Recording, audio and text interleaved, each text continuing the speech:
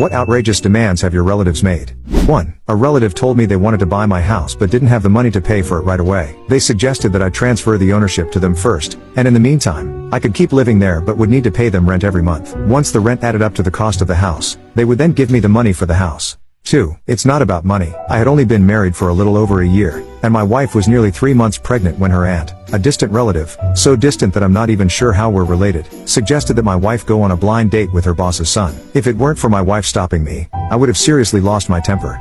3. Someone in my village heard that I was studying computer programming and asked if I could write a software program to transfer money from the bank into their own account. I was stunned into silence for a good 3 minutes before I could even respond. 4. It wasn't a relative, but my own father, who asked me to take out a high-interest loan to help his friend with some financial trouble. After I hung up the phone, I took a leave of absence from work, bought a train ticket, and went home. If my mom hadn't stopped me, I would have cracked my dad over the head with something. After pressing him, I found out he had already borrowed $10,000 from my aunt to help his friend. I dragged him to his friend's house, got the money back, and returned it to my aunt. I also gave my aunt a piece of my mind. She's a widow, and her only son had died suddenly at 30. Instead of guarding her savings, she risked it all to help my dad's friend. Absolutely reckless. That evening, I called all the relatives, telling them that my dad had fallen for a pyramid scheme and warned them not to believe anything he said about money. If they got tricked, they could deal with it themselves. I wasn't getting involved. I took the early morning train back to work. This happened in 2015, and I had only been working for a few years at the time. As my mom put it, she had never seen me so angry, cursing so loudly, and I even smashed 2 cups. She said I was no longer the obedient child she knew, but at least she wasn't worried about me getting bullied while living alone anymore.